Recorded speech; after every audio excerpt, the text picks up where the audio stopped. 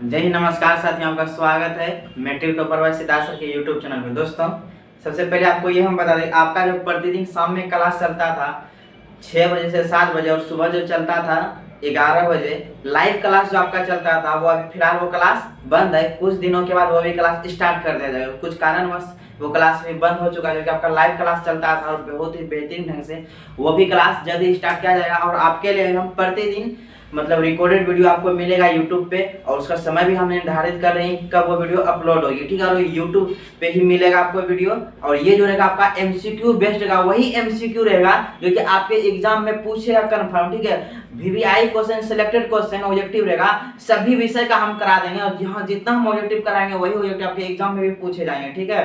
तो आप इस बात पे ध्यान रखिएगा। आज ये आपका पहला क्लास है एमसीक्यू का, ठीक है। अब आइए हम क्लास को स्टार्ट करते हैं। और यहाँ पे हम क्वेश्चन देंगे, आपके बोर्ड स्क्रीन पे, होम स्क्रीन पे क्वेश्चन आ जाएगा, ऑप्शन भी आ जाएगा। और आप मन में भी सोच लीजिएगा, नहीं तो आप क्या करिए, अपने आप को जांचने के लिए एक कॉपी और एक पेन लेके बैठिएगा, लिख लीजिएगा एक का जो आंसर होगा आप अपने अनुसार से लिखिएगा, वो बीसी लिख लीजिएगा। अगर हम बोलेंगे वो अगर सही होगा सही कर देंगे, गलत, और लास्ट में आप कमेंट करके हमें बताइएगा कितना उत्तर सही हुआ कितना उत्तर गलत हुआ। चलिए ठीक है। तो चलिए ये रहा आपके होम स्क्रीन पे क्वेश्चन नंबर 1 आपका रहा। और आप ये क्वेश्चन के बाद ध्यान से पढ़ लीजिए, उसके बाद हम आपको पढ़ के सुना देंगे और आंसर भी बता देंगे। आप ध्यान से इसका उत्तर पढ़िए क्या होगा।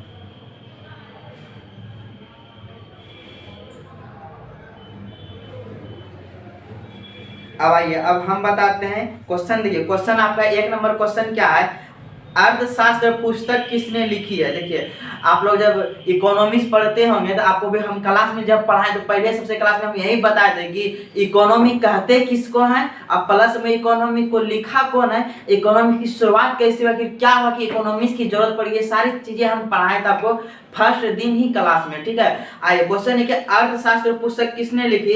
तो ऑप्शन नंबर ए में आपका चंद्रगुप्त, ऑप्शन नंबर बी में कौटिल्य, ऑप्शन नंबर सी में Adam Smith, option number D में रविन्द्रनाथ टैगोर। तो आई होप कि आप इसका आंसर दे चुके हैं। इसका जो राइट आंसर होगा एडम स्मिथ होगा। अर्थशास्त्र की पुस्तक किसने लिखी है, एडम स्मिथ ने लिखी। कब लिखी है, 1776 में यह पुस्तक को एडम स्मिथ ने लिखी। इसका राइट आंसर हो जाएगा option number C is the correct answer. चलिए अब नेक्स्ट क्वेश्चन की ओर हम बढ़ते हैं। ये रहा आपके होम स्क्रीन पे नेक्स्ट क्वेश्चन, ठीक है।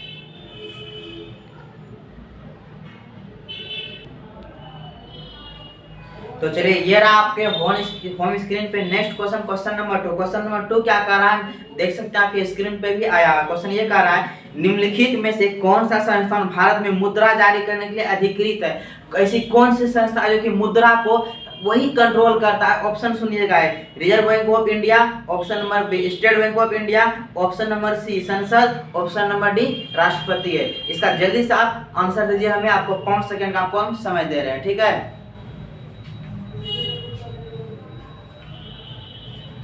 तो चलिए आप इसका आंसर दे चुके होंगे। इसका राइट आंसर हो जाएगा option number a reserve Bank of India, ठीक है। ये राष्ट्रीयकृत bank, reserve Bank of India, यही भारत की जितनी भी बैंक है उन सारी बैंकों का इसको बाप कहा जाता है। बैंकों का बाप किसको कहा जाता है, ध्यान रखिएगा, पिता किसको कहा जाता है, रिजर्व बैंक ऑफ इंडिया को, ठीक है। इस बात को आप ध्यान में रखें। तीसरा क्वेश्चन है जर्मनी के, सॉरी यह आपके होम स्क्रीन पे नेक्स्ट क्वेश्चन जो कि क्वेश्चन नंबर 3 है, ठीक है। क्वेश्चन ये कह रहा है, जर्मनी के एकीकरण के लिए कौन उत्तरदायी था, ठीक है। इसका ऑप्शन सुनिए, ए नंबर में Count Cavour, option number B में Bismarck, option number C Garibaldi, option number D है मेजिनी, ठीक है। इसका जल्दी से आप लोग आंसर दीजिए। तो चलिए आप इसका आंसर दे दिए होंगे। अब देखिए इसका जो राइट आंसर है, क्या पूछ रहा है, जर्मनी की एकीकरण के लिए कौन उत्तरदायी था, कौन था, बिस्मार्क। कौन था, बिस्मार्क, ठीक है। ये आप पहला चैप्टर में भी पढ़े होंगे इतिहास का। अब देखिए ये क्वेश्चन शायद ही आप जानते होंगे या नहीं भी जानते होंगे, ध्यान रखिएगा। जो क्वेश्चन आपका गलत होगा उसको आप याद कर लेंगे, ठीक है, नोट कर लेंगे कॉपी में। चलिए ये रहा आपके होम स्क्रीन पे नेक्स्ट क्वेश्चन, क्वेश्चन नंबर 4। अब देखिए क्वेश्चन नंबर 4 क्या कह रहा है, सेफ्टी लैंप का आविष्कार किसने किया। सेफ्टी जो लैंप होता है उसका आविष्कार किसने किया, सुनिएगा। ऑप्शन नंबर ए में Humphry Davy, option number B में George Stephenson, option number C में है James Watt, option number D में है क्रॉम्पटन। अब जल्दी से इसका आंसर दीजिए आप लोग कमेंट करके, 5 सेकंड का आपको समय दिया जा रहा है। तो चलिए आप इसका आंसर दे चुके होंगे। इसका जो हो जाएगा right answer option number A Humphry Davy. अब देखिए ये भी इंपॉर्टेंट क्वेश्चन है जो कि आपके स्क्रीन पे आने वाला है। चलिए क्वेश्चन नंबर 5 ये आपके होम स्क्रीन पे। अब ये क्वेश्चन क्या कर रहा है, भारतीय राष्ट्रीय कांग्रेस की स्थापना कब हुई। ये क्वेश्चन में आप लोग बहुत सारे लोग गलती कर देते हैं, ध्यान से समझिए। क्या क्वेश्चन कर रहा है, भारतीय राष्ट्रीय कांग्रेस की स्थापना कब हुई। ऑप्शन नंबर ए है 1857, ऑप्शन नंबर बी है 1885, ऑप्शन नंबर सी है 1920, ऑप्शन नंबर डी है 1947। ठीक है, अभी क्वेश्चन क्या कर रहा है, भारतीय राष्ट्रीय कांग्रेस की स्थापना कब हुई।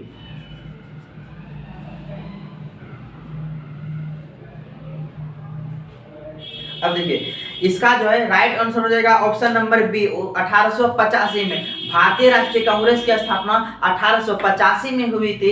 इसका किसने कहा, एयो ह्यूम के संस्थापक। इसका संस्थापक कौन था, एयो ह्यूम था। ठीक है, इस बात को ध्यान में आप रखिएगा। अब आइए नेक्स्ट क्वेश्चन की ओर बढ़ते हैं, क्वेश्चन नंबर 6। ये रहा आपके होम स्क्रीन पे, और ध्यान में रखिएगा ये जितना हम क्वेश्चन कराएंगे प्रतिदिन आपका सभी वीवीआई क्वेश्चन होगा, इंपॉर्टेंट क्वेश्चन होगा, और ये क्वेश्चन को आप नोट कर लीजिएगा। और जो आप टेलीग्राम ग्रुप या व्हाट्सएप ग्रुप में जुड़े हुए हैं उसको पीडीएफ भी आपको हम सेंड कर देंगे। ठीक है, अब आइए क्वेश्चन क्या कह रहा है, ककोलत जलप्रपात बिहार के किस जिले में स्थित है। ये क्वेश्चन बहुत ही कम लोग का सही होगा, हमको पता है। तो क्या है क्वेश्चन, ककोलत जलप्रपात बिहार के किस जिले में स्थित है। ऑप्शन नंबर ए आपका पटना, ऑप्शन नंबर बी है नवादा, ऑप्शन नंबर सी है मुंगेर, ऑप्शन नंबर डी है नालंदा। जल्दी से आप कमेंट करके उत्तर दीजिए आप हमको।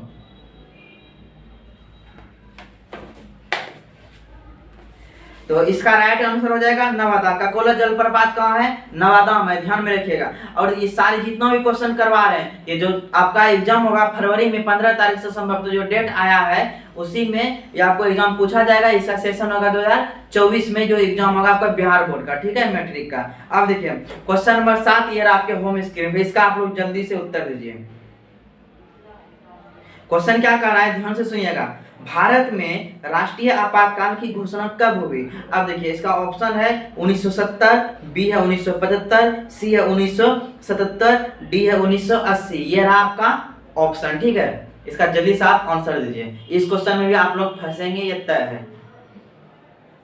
अब आइए थोड़ा सा मेरी बात को ध्यान से सुन लीजिएगा। इसका राइट आंसर हो जाएगा ऑप्शन नंबर बी 1975। अब देखिए राष्ट्रीय आपात जो है आपातकाल, अगर देश के ऊपर कोई भी संकट आ जाए तो उस स्थिति में यह राष्ट्रपति के द्वारा लगाया जाता है। आर्टिकल बोलेगा, आर्टिकल नंबर 352 के तहत राष्ट्रीय आपात लगता है। अभी तक में भारत पे 3 बार राष्ट्रीय आपातकाल आ चुका है, 1962, 1971, 1975 में। देखिए ऑप्शन जो आपका दिया है 70, 75, 77, 80 दिया है। अगर 71 रहता तो वो भी हो सकता था, वो सब ऑप्शन नहीं दिया है। ऑप्शन में क्या दिया है 75, इसलिए क्या जाएगा 1975। अब देखिए ऑप्शन नंबर सी है क्या, ऑप्शन नंबर सी क्या है, सॉरी आप क्वेश्चन नंबर 8 पे आते हैं। सॉरी सी नहीं होगा, क्वेश्चन नंबर 8 ये रहा आपके स्क्रीन पे, ध्यान से पढ़िए।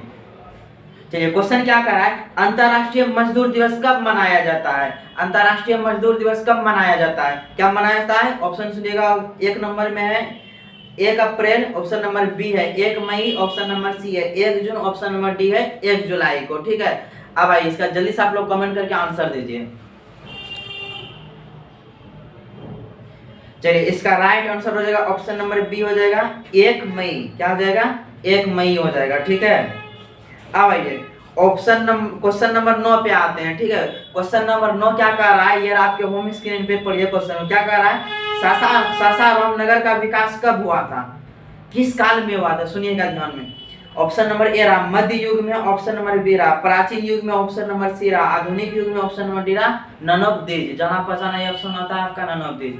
चलिए कह रहा है क्वेश्चन, सासाराम जो नगर है इसकी स्थापना कब हुई, मध्य युग में, प्राचीन युग में, आधुनिक युग में। और आपको भली भांति जानते होंगे सासाराम कहाँ है, बिहार में भी पड़ता है। ठीक है, और यही एक शासक था यहाँ का शेरशाह सूरी। कौन था, शेरशाह सूरी। और शेरशाह सूरी की जो होता है हुमायूं के बीच झड़प हुई थी, ये आप लोग पढ़े होंगे। ठीक है, चलिए इसका राइट आंसर हो जाएगा ऑप्शन नंबर ए मध्य युग में आता है। ठीक है, आप लोग इतिहास का 3 पोर्शन जानते होंगे, प्राचीन इतिहास, मध्य इतिहास, आधुनिक इतिहास। ठीक है, और ये सारी जो घटनाएं हुई थी ये मध्य इतिहास में हुई थी। ठीक है, अब आइए क्वेश्चन नंबर 10 पे आते हैं। ये भी आपका इंपॉर्टेंट क्वेश्चन, ये आपके होम स्क्रीन पे क्वेश्चन नंबर 10। क्वेश्चन नंबर 10 क्या कह रहा है, आइए सुनिएगा।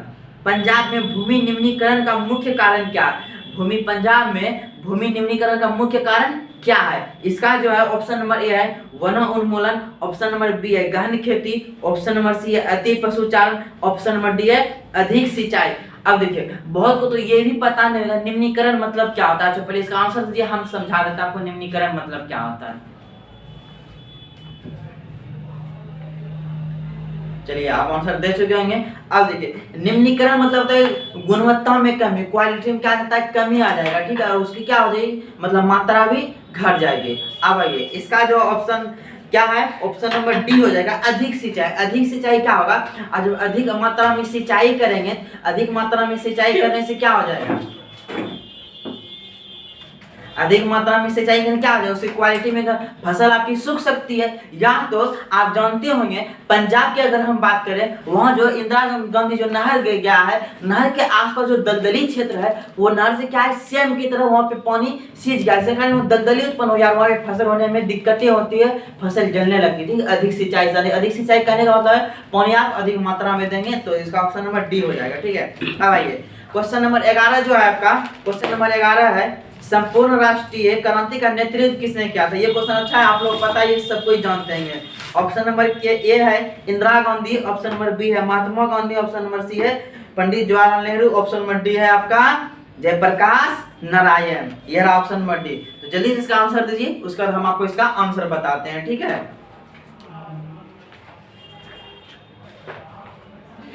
चलिए इसका राइट आंसर हो जाएगा डी जयप्रकाश नारायण, ये आप लोग जानते थे, हमको पता है। अब देखिए फिर क्वेश्चन यही आ गया जो कि अभी हम आपको बताए थे क्वेश्चन नंबर 2 में, ठीक है। क्वेश्चन नंबर चलिए नेक्स्ट रहा क्वेश्चन नंबर 12 आपका होगा भारत का केंद्रीय बैंक कौन सा है। अभी आपको हम बताया राष्ट्रीय बैंक पूछे, केंद्रीय बैंक पूछे, कौन होगा, ऑप्शन सुनिएगा। ए नंबर में State Bank of India, option number B है Union Bank of India, option number C है Reserve Bank of India, option number D है पंजाब बैंक ऑफ इंडिया।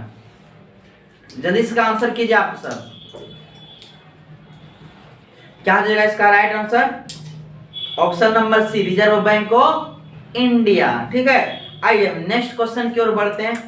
अब ये रहा आपका होम स्क्रीन पे क्वेश्चन। अब ध्यान समझिएगा क्वेश्चन आपका क्या कर रहा है, क्वेश्चन कर रहा है सुनामी संबंधित है, किस क्षेत्र से संबंधित है, किस जगह आता है, स्थल से, आकाश से, समुद्र से, ऑप्शन नंबर आपका डी जाना पहचाना होता है, नन ऑफ दी। जल्दी इसका आंसर करके हमें बताइए।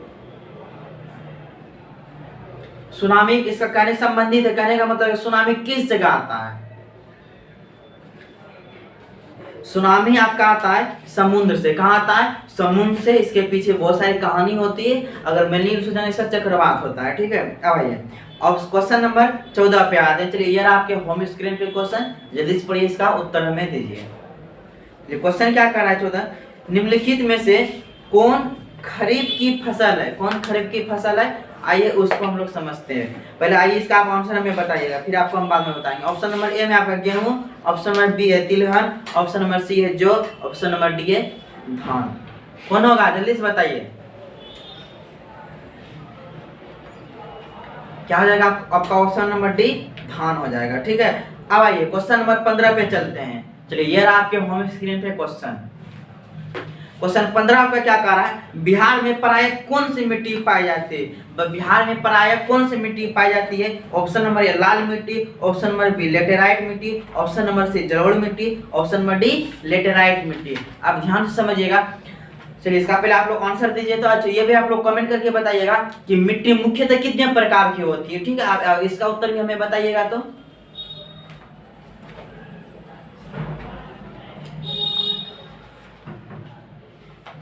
चलिए इसका राइट आंसर हो जाएगा आपका सी जलोढ़ मिट्टी हो जाएगा। बिहार में कौन सी मिट्टी पाई जाती है, जलोढ़ मिट्टी पाई जाती है। और देखिएगा अच्छा आप ये आपसे भी हम पूछे थे कि मिट्टी कितने प्रकार की होती है, बताइए। तो आइए सुनिए, जो नहीं जानते हैं ध्यान सुनिएगा। मिट्टी जो मुख्यतः अगर मुख्यतः क्वेश्चन में बोल देगा तो 8 प्रकार की होती है। मुख्यतः कितने प्रकार की होती है मिट्टी, 8 प्रकार की होती है। अगर ओवरऑल की हम बात करें तो मिट्टियों की 27 प्रकार होती है। कितने प्रकार होते हैं मिट्टियों की, 27 प्रकार होती है, ठीक है। इसका अगर मेन्यू से 4 आपके ऑप्शन में जो दिया हुआ था उसका ट्रिक है जलाकर लौट, ठीक है। अब देखिए क्वेश्चन नंबर 16 ये रहा आपके होम स्क्रीन पे नेक्स्ट क्वेश्चन। इसका जवाब आप लोग जल्दी से करेंगे क्वेश्चन का, ठीक है। क्वेश्चन क्या है, कान्हा राष्ट्रीय उद्यान कहाँ है, कान्हा कहाँ है। ऑप्शन नंबर ए है कर्नाटक, ऑप्शन नंबर बी है केरल, ऑप्शन नंबर सी है Madhya Pradesh, option number D है Uttar Pradesh. Option number D क्या है आपका उत्तर प्रदेश। हमको तो लग रहा है उत्तर प्रदेश होगा, आप सब बताइए तो क्या होगा इसका आंसर, जल्दी से कमेंट करके बताइए, ठीक है, झटाझट। अब आइए उत्तर सुनिए, इसका उत्तर क्या आ जाएगा मध्य प्रदेश। मध्य प्रदेश में मुख्य रूप से 3 राष्ट्रीय अभ्यारण्य है। कितना, 3 राष्ट्रीय अभ्यारण्य है। कौन कौन? कान्हा किसली बांधवगढ़। कौन कौन है? कान्हा किसली बांधवगढ़। कहाँ है? मध्य प्रदेश में। अगर उत्तर प्रदेश में बोले तो दुधवा कहाँ है? उत्तर प्रदेश में। दुधवा अगर पूछेगा कहाँ है? चंद्रप्रोधत कहाँ है? उत्तर प्रदेश में। ठीक है, इस बात को आप ध्यान में रखिएगा। अब आइए क्वेश्चन नंबर हम 17 पे चलते हैं। ये आपके होम स्क्रीन पे नेक्स्ट क्वेश्चन। क्वेश्चन नंबर 17 क्या कह रहा है? बिहार में ताप विद्युत केंद्र कहाँ है? बिहार में ताप विद्युत केंद्र कहाँ है? Thermal plant. जल्दी, ऑप्शन नंबर ए है गया, ऑप्शन नंबर बी है बरौनी, ऑप्शन नंबर सी है समस्तीपुर, ऑप्शन नंबर डी है कटिहार। जल्दी से इसका कमेंट कीजिए उत्तर। चलिए, इसका आंसर हो जाएगा बरौनी। ठीक है, अब आइए क्वेश्चन नंबर 18। ठीक है, क्वेश्चन नंबर 18 क्या कह रहा है? हीराकुंड बांध बना है। हीराकुंड बांध किस नदी पर बना है? ऑप्शन सुनिएगा, महानदी पर, ऑप्शन नंबर बी गंगा नदी पर, ऑप्शन नंबर सी कृष्णा नदी पर, ऑप्शन नंबर डी कोसी नदी पर। जल्दी से इसका उत्तर हमें बताइए। हीराकुंड बांध किस नदी पर बना है? किस नदी पे? इसका ऑप्शन नंबर ए राइट आंसर हो जाएगा, महानदी पर। अच्छा, आप ये कमेंट करके बताइएगा हीराकुंड जो है महानदी बांध पर बनी है, किस राज्य में आता है? आप हमें कमेंट करके लास्ट में उत्तर देंगे। ठीक है, आइए क्वेश्चन नंबर 19 पे आते हैं। चलिए, ये आपके होम स्क्रीन पे नेक्स्ट क्वेश्चन 19 नंबर। क्वेश्चन क्या कह रहा है, ध्यान सुनिएगा। असहयोग आंदोलन कब शुरू हुआ था? असहयोग आंदोलन कब शुरू हुआ था? ऑप्शन नंबर ए सुनिएगा 1919, option number B 1920, option number C 1930, option number D 1942। ठीक है, जल्दी से कमेंट कीजिए इसका उत्तर क्या होगा। तो इसका option number B is the right answer, 1920 हो जाएगा। क्या हो जाएगा? 1920 हो जाएगा। ठीक है, अगर 1930 की बात करें तो क्या हो जाएगा? दांडी मार्च हो जाएगा। ठीक है, इस बात को आप ध्यान में रखेंगे।